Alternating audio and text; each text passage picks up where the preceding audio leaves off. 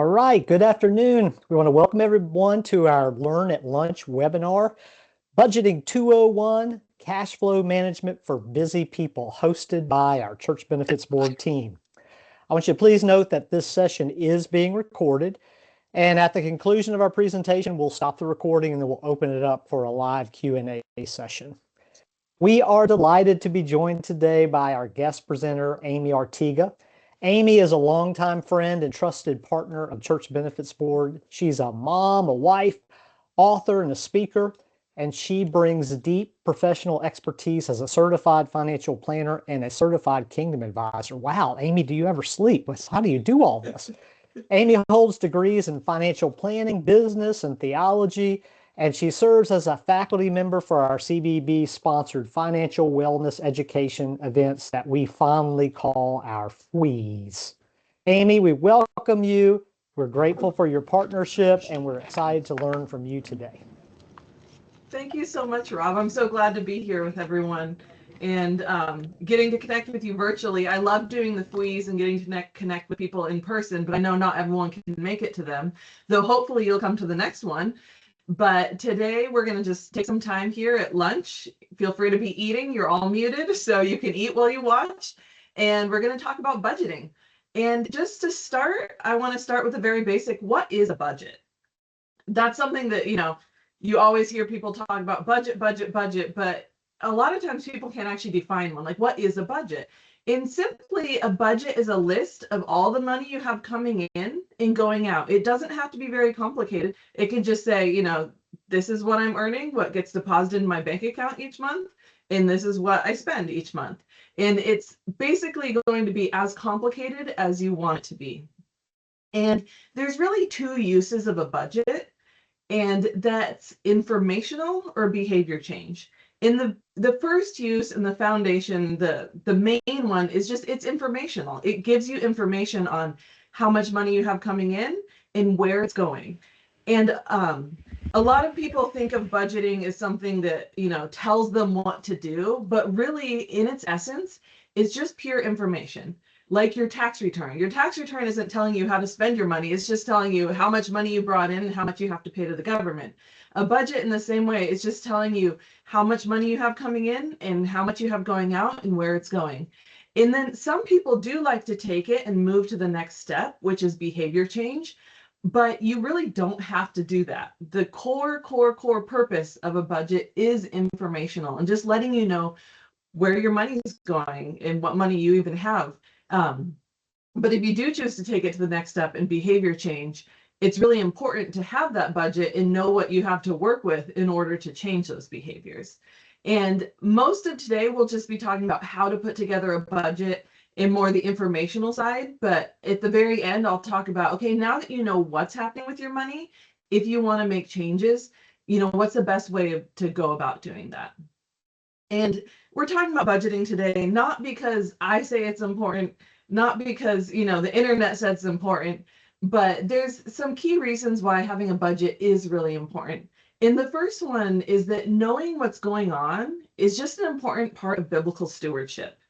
And I'm sure you all know, but as a review, biblical stewardship is just the idea that the resources that we possess aren't ours. We are not the owners. Rather, God is the owner, and we're managing them.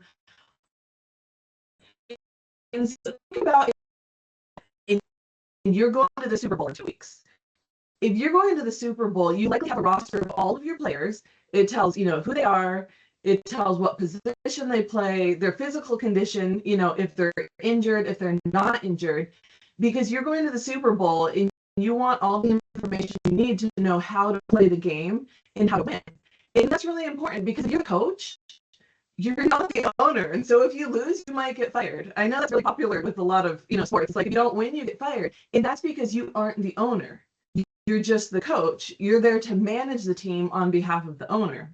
And I'm not saying that if you don't manage your finances, well, God's going to fire you.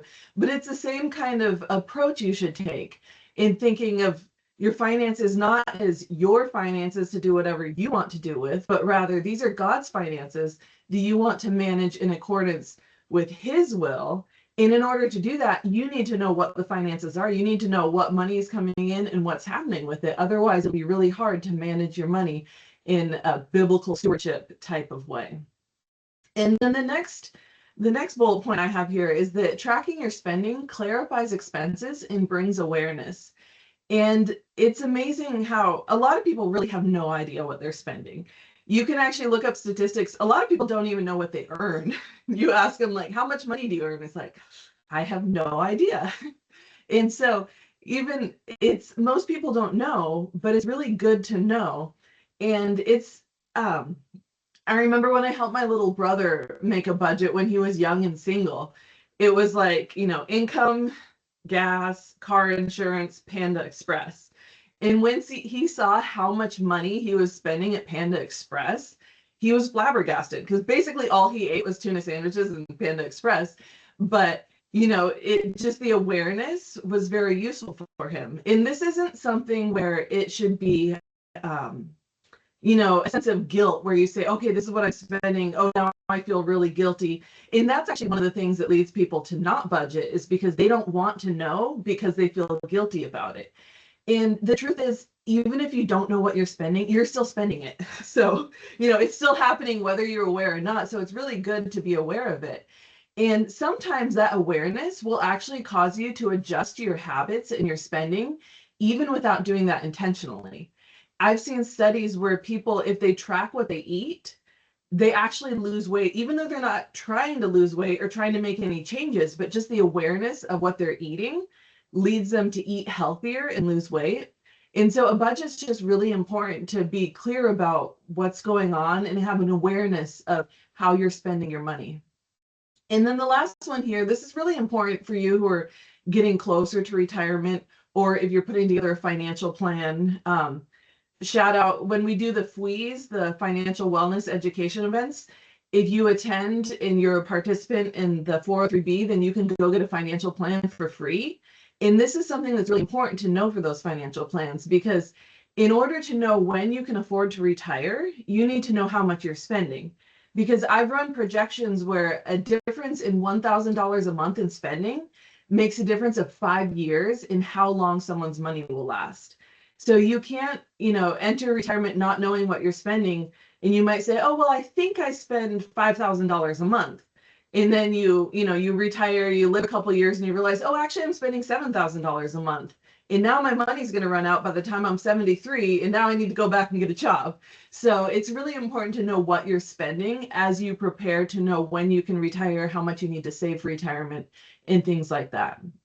So those are just some of the reasons why budgeting is important, and why you're taking all your time today to listen to me talk. Because it's not because someone told you should do it. In order to be successful in budgeting, you have to really have a good purpose and a reason to do it for yourself, not because someone else told you to do it, but because you want to be a good steward, or because you want awareness of your finances, or because you want to be prepared as you enter retirement. You need to have that own conviction in your own heart. Otherwise, you're not going to budget at all.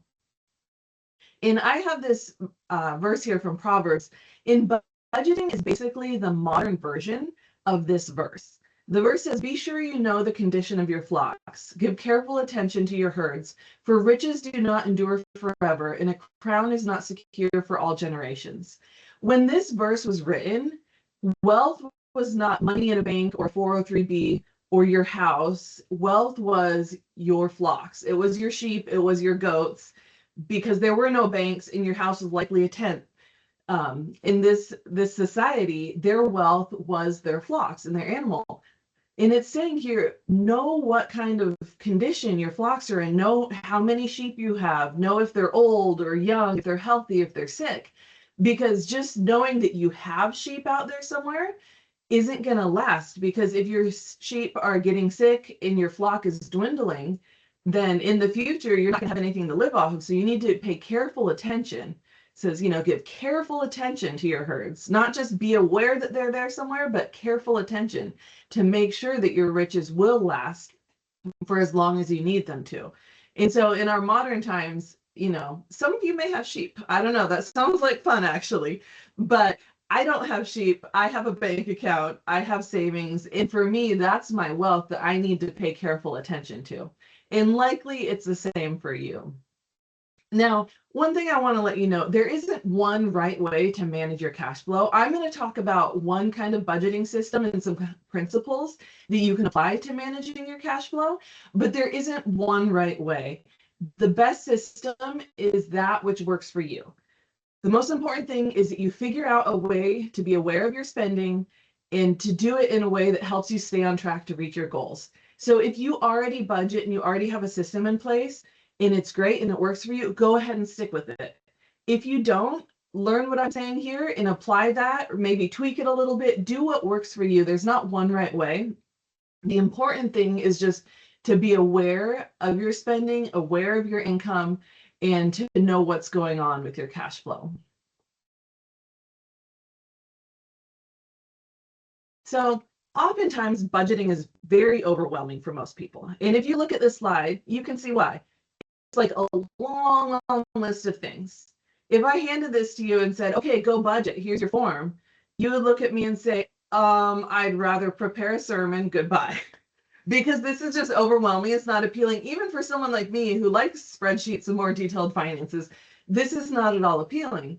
And the problem is that most budgets break everything down based on type of expenses. So they'll have your housing expenses and your transportation expenses and, you know, utilities and different things like that. And that's very logical, but it's not very practical for simplifying the budgeting process. What's better is to approach the expenses based on how they're paid rather than what they are. And so the budgeting system I'd like to propose to you has a breakdown of the expenses. Instead of listing everything out like this with different types, but breaking down expenses rather by categories of past, present, and future expenses. And this is probably, you know, a new idea, a new way to look at it, but I encourage you to think through and think how this might make more sense than the old way of just listing everything out like that.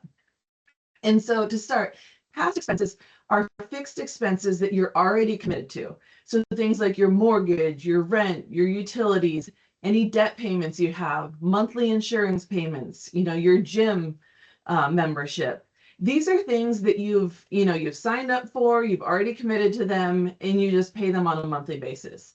And these past expenses are also things where if you don't go out, if you stay home all month, like we just had a major weather event for half of the country, and I'm a recent transplant to Georgia, and everyone was worried about the snow, the ice, and how, you know, the world was going to come to an end. And I saw on Facebook people saying, what am I going to do if I can't charge my kid's iPad because we don't have power? And, you know, everyone ran out and bought generators. Nothing really happened, but everything was closed over the weekend. So we stayed home over the weekend. But that's a good example of if we had stayed home because of ice for the whole month, we would still be paying all of these past expenses because we're committed to them and they're just kind of already set. So even if I stay home and do nothing, these past expenses are already happening. Next, we have the present expenses. And these are the ones where you actually have to go out and actively spend. So when you're sitting at home because of an ice storm, you're not going to spend any of this. And these are the things like groceries, gas, shopping, the things that you're actively doing on a monthly basis. And, you know, you're actually going out and spending them. And then the third category is the future expenses. And this is both regular and irregular, both expected and unexpected future expenses. So it could be something like you pay your car insurance once a year. And so that's something that's fixed and expected. You know exactly how much to save each month in order to be able to pay your car insurance. Or it could be something like car maintenance. Now that's something that's expected. You know your car is going to need some kind of maintenance, but you're not sure when or you know, how much it will be. It could be that you go on the freeway and someone failed to clean all the ice off their car and a big chunk of ice comes and gives a big dent in your car. I've heard that that's what's happening everywhere here is people don't think to clean the ice off their cars and they're, you know, smashing other people's windshields and things like that. And so car maintenance and car expenses are something you know you'll need. You're just not quite sure exactly how much and when it will be. And so that's a future expense to save for. Other things would be retirement, where you're saving regularly for retirement or vacations. Maybe you're saving up for an emergency fund, things where it's not a regular monthly fixed expense, but you know it's going to come in the future. And so you want to plan for it. And so those are the different categories. And the next slide is, don't try to read it. It's okay. This is the budget worksheet that we use at my financial planning firm with our clients. And you will get a copy of this in case you want to use it in the follow-up email. And I just want to show you this because you can see there's 3 different columns, and those are the 3 different types of expenses. On the left, you have past spending, in the middle is present spending, and on the right is future spending. And what we tell you to do is for the past expenses, automate those, put them on auto pay. That's taken care of. For future expenses, set up automatic savings for that, which we'll go into more detail in a minute. So you can automate the future expenses. And so on this whole spreadsheet with all your different expenses, the only thing you really need to pay attention to on a monthly basis is that middle section, the present spending. And so on the next slide, we'll zoom into that. And you'll see, compared to that other budget template I showed you that just had everything listed out, if all you're really paying attention to on a monthly basis is this box, and it's so big because there's 10 different other categories. Most people don't have 10 different other categories. So this might only be 5 categories for you. Don't you think it's a lot easier to just pay attention to these 5 categories than that whole long budgeting list? And so that's why we set up our budget this way with the past, present, and future. Because then on a monthly basis, you really only need to focus on what you have control over. Because this month, no matter what you do, no matter how hard you want to change things, you're not going to change what your rent payment is. You know, you're not going to change that because that's already fixed. So you really don't have to pay much attention to it. This section is what you have control over. So if you're trying to stay within budget, not spend too much, you know, manage things, this is where you actually have influence. And so this is where you should focus. And so the present expenses are that. Now you might say, okay, so we have past, present, future. What do we actually do with that? How does it all work? And this chart kind of shows how we usually recommend people manage that. And so you can see at the top, you have your income and it comes out. And then it can go in 3 different directions. To the left is your past expenses, so mortgage, rent, utilities, debt payments, monthly subscriptions. And I recommend setting those up on auto pay. I think auto pay was one of the best inventions ever because now you don't have to remember. You don't have to worry about that. It just automatically gets paid. And I have everything set to auto pay. I even have my tithes set to auto pay. And then if my income fluctuates, I go in and adjust it. I know there are some people who don't, you know, they have complaints with that because like, oh, well, then you don't remember you're giving. I remember I'm giving. I know it's, you know, I'm giving to God. I just don't have to remember to go in and do it because then it's more likely where I'll forget. So past expenses are great to just set up on auto pay. And then the present expenses there, those are good to, you can use a debit card or a credit card if you pay it off monthly. Don't spend money on present expenses that you don't have the money for. And so that's just something, you know, you go out and you spend it, whether it's cash, a debit card, credit card that you pay off, that's fine. And then the area where it can really make a big difference in your life that most people aren't doing is these future expenses. So a lot of people, you may have heard, oh, I should have an emergency fund, so I have some money set aside. But how many people are actively saving for their next vehicle or actively saving for home maintenance and projects or the auto maintenance I talked about? You know, if you go out and you drive behind someone with a lot of ice on their car and all of a sudden you need a new windshield, do you have money set aside for that? Or are you going to tap into your emergency fund? Or is this where you go into credit card debt and then have to pay huge interest rates and have trouble, you know, catching up? And so we recommend preparing for these things that you know will happen. So you know you're going to want to go on a vacation sometime, even if it's just local, even if it's just, you know, downtown, a hotel for the weekend or something. You know you need that rest. You know you're going to want to buy people gifts. You know Christmas comes every year. You know you'll need auto maintenance if you have a car. Insurance premiums are something that's very fixed. You know they're coming. Home projects, your next vehicle, emergency fund. So these are all things where even though you're not spending that money maybe this month on an active basis, you know it's coming. And so it's important to save and prepare for that. And so we recommend getting high yield savings accounts. Now, high yield just means you get a better interest rate. So right now there are bank accounts where you can get 3.5% interest, as opposed to like Bank of America, where their savings account is probably 0.01% interest. I don't know, because I closed my Bank of America savings account. I now have my savings accounts through Capital One, but Ally Bank is another good option. I know there are other options out there. A lot of them are online banks, and because they don't have physical locations, they can afford to pay higher interest. But some of them allow you to have multiple savings accounts or multiple buckets within a savings account. And most of our clients use Capital One or Ally Bank, but I know there are other ones. So those aren't the only options. I'm not affiliated with them in any way.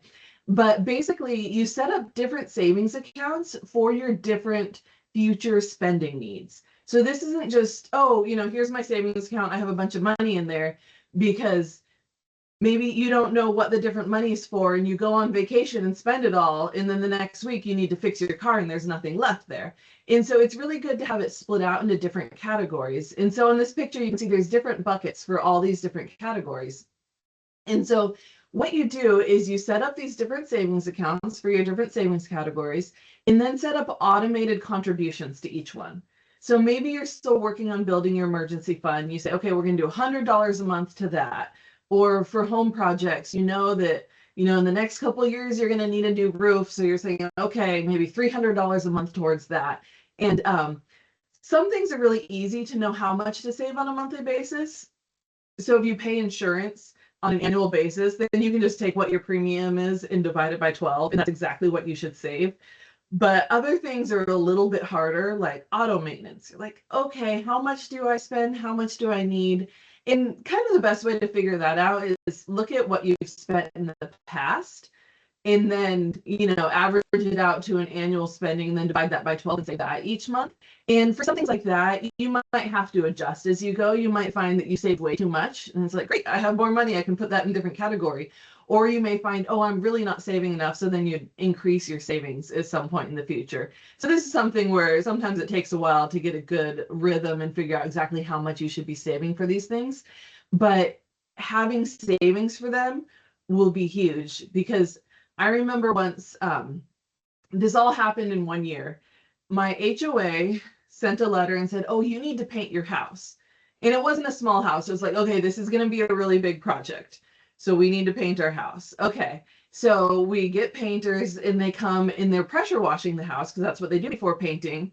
And they came up to me and said, hey, I need to show you something. I was like, oh, great, what? You never want someone working on your house to show you something. And they, sprayed up on the wall, and they're like, those boards look really soft. You should have it checked out. I was like, okay, I don't think boards are supposed to be soft. We'll have someone come. And so the first guy that came out, he went up, he poked around, and then I never heard from him again. I was like, okay, so this probably isn't good. The second guy came out, and then he said, oh, you have a carpenter ant problem. And I grew up in Southern California, where we don't have wood. So I was like, what are carpenter ants?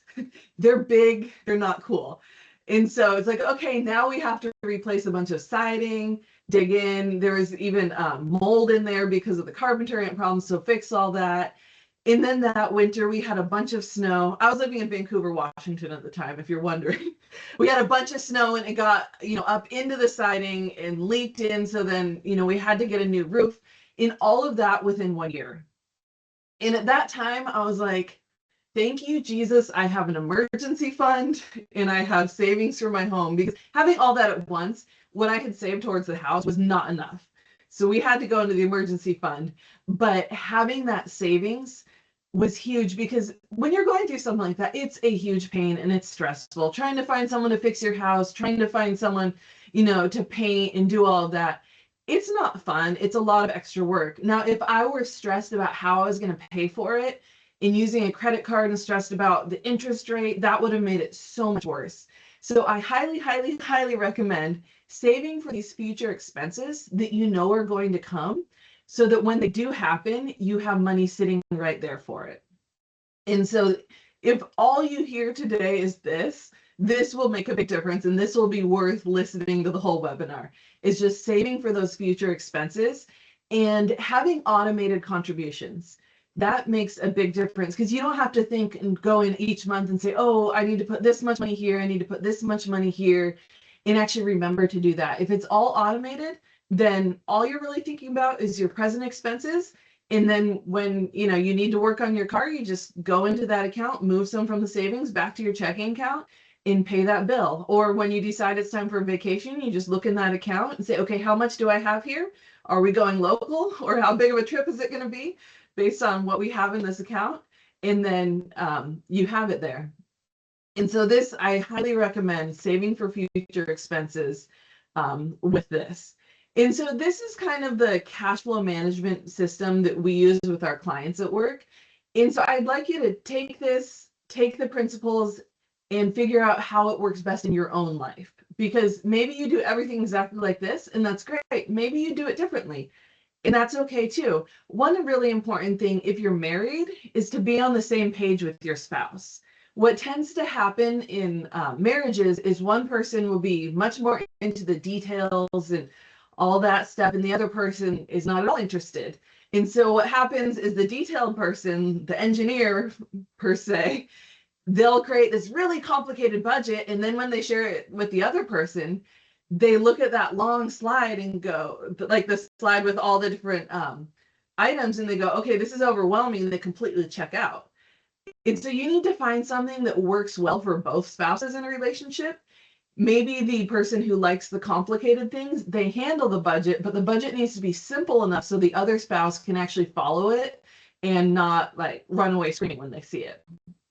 So it's important to make sure that both people are on board, fully understand it, and are willing to implement it. So if you like things complicated, you might need to simplify things a bit. If you're the person who doesn't like finances or anything complicated, you might have to get into it a little bit more and say, okay, I'm willing to have more categories. But for example, on the budget template, there's a lot of different categories. You don't have to use them all.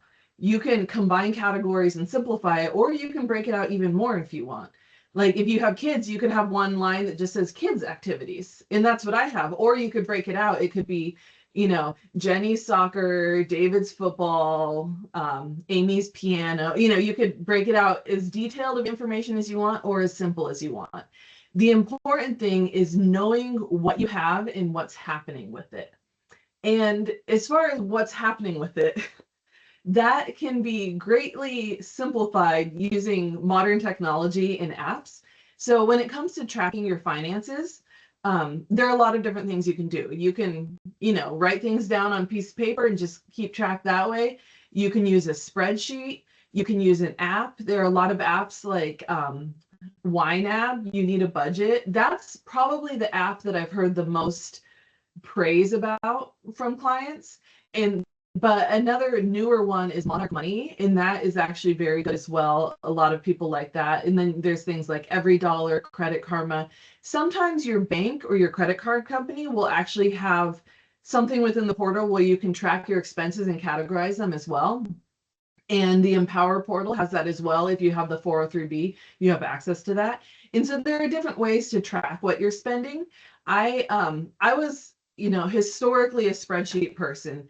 Back a long time ago, I, set up my spreadsheet when I first learned about budgeting, and then I just kept it because change is hard and adopting technology.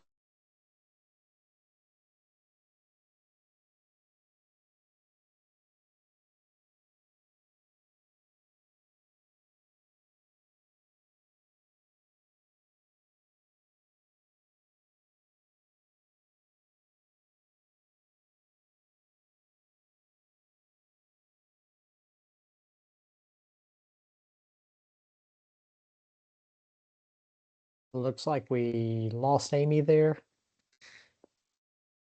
We did? Okay. We'll give it just a second to see if she comes back with us.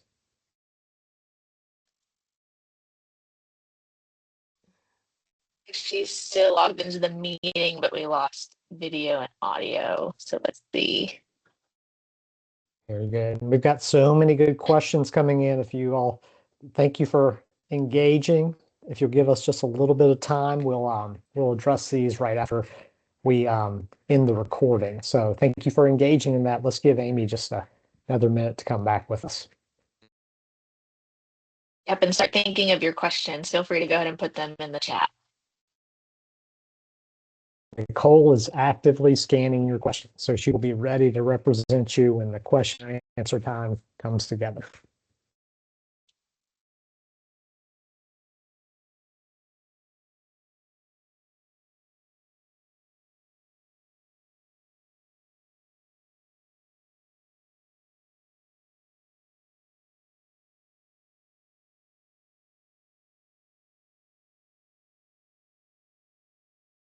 Well, we have, Jenny, how many slides do we have left?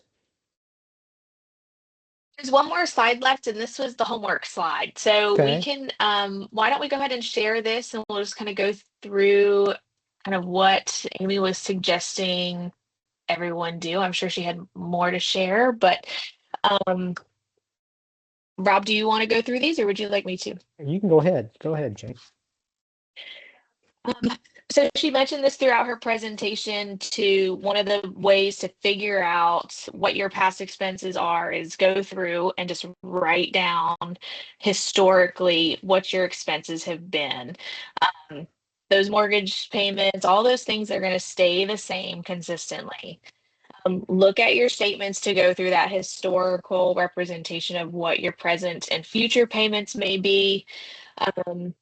And then you can look through using those apps and different technology frameworks that may be helpful to track all of this information going forward.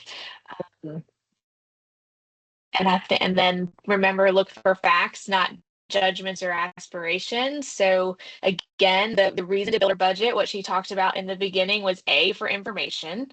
Look at the facts. What is the data telling you? What are you spending money on?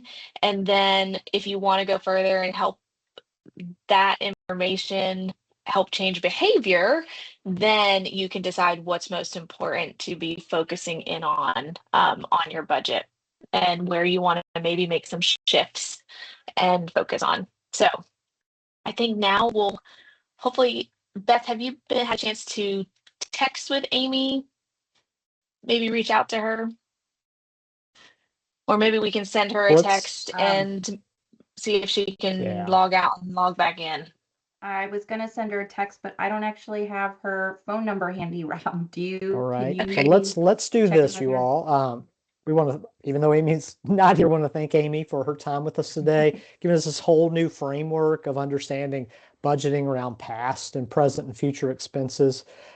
We're so grateful for all the teaching she does, and she always brings this kind of innovative kind of thinking to what we do.